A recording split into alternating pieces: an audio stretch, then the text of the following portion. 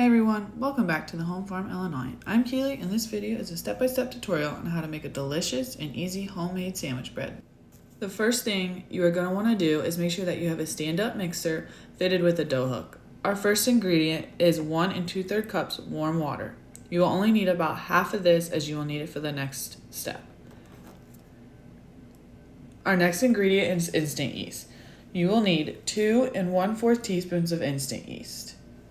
As I am making these bread loaves, my husband and I are also tending to dinner and our kids. Our son decided that he needed more milk, and that is what you are seeing at the top of the video. Our next ingredient is 1 teaspoon of sugar. You can add it directly into the bowl. After you have added these 3 ingredients, we are going to need to let it sit for 5 to 10 minutes until foamy. After the 5 minutes are up, you are going to want to add the rest of the remaining water into the stand-up mixer. After you have done that, you are going to need 1 tablespoon of honey. After you have added the honey, you need 1 teaspoon of salt, 1 1/2 tablespoons of unsalted butter that has been sitting out at room temperature and it needs to be cubed. Do the best you can as it is kind of soft as it has been laying out. The next thing you will need is 4 cups of all-purpose flour. Once you have added your flour, you can lock and start your stand-up mixer to knead the dough. Make sure that you do not go above a number 2 speed as it can blow your motor on your stand-up mixer. You are going to want the dough to be soft but not sticky, as it needs to come off the bowl. Sometimes you will need to shut off your stand-up mixer and take the dough off the hook and add some more flour. Add the flour by small increments as you do not want to add too much. Continue to knead the dough for up to 6 to 9 minutes until the dough pulls away from the bowl.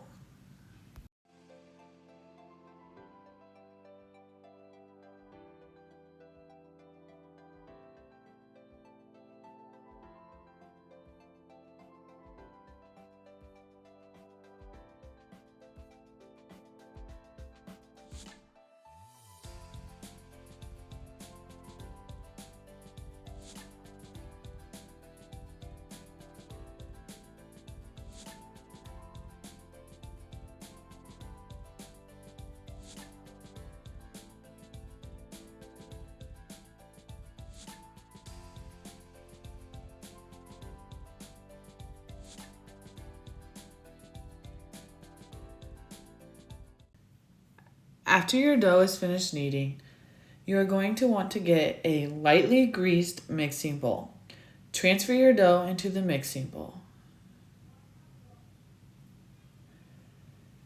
Next, you will want to take plastic wrap and cover it over the bowl and make sure it is tightly and completely covered. Once you have covered it completely, you are going to want to let it rise for 45 minutes or until it has doubled in size.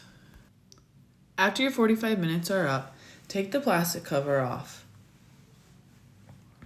You are now going to want to take your flour and lightly flour your work surface and turn out the dough onto it. Next, we are going to divide our dough into 2 equally sized portions. Using our fingers, we are going to then gently pat each half into an 8 by 12 inch rectangle the best we can, while pressing it all over to remove any air pockets. Once you have formed your dough into a rectangle, what you're going to want to do is take one end and start tight rolling it. I noticed that I had a little bit of bubbles on the side, so I started to gently pat them down. You're going to want to take your tight roll and push it to the very end of your dough. Once you have done so, you're going to want to roll over the dough and pinch the seams to seal them. You are then going to take both ends of the dough and tuck them under slightly.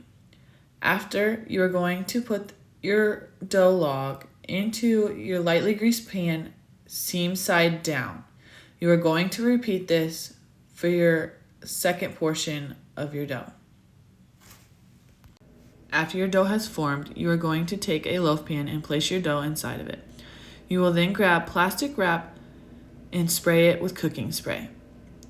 We are spraying it with cooking spray so that it helps the dough not stick to the plastic wrap during our next 45-minute wait.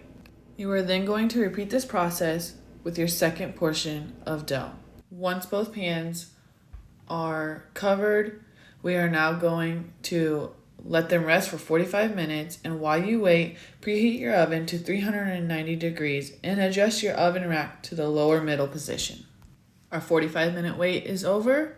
Take your plastic wraps off and place your loaves in the oven to bake for 25 to 30 minutes or until golden brown. Our 25-minute timer is up. Go ahead and take those loaves out of the oven. Our next step is going to be taking our bread loaves out of our pan and putting them on a cooling rack. After that, you are going to want to take 1.5 tablespoons of butter and brush the tops and sides with the melted butter. I hope that your bread turned out golden brown and soft on the inside, just like ours did in this video. Thanks for sticking with me. Enjoy your bread and hope you enjoyed this video. See ya!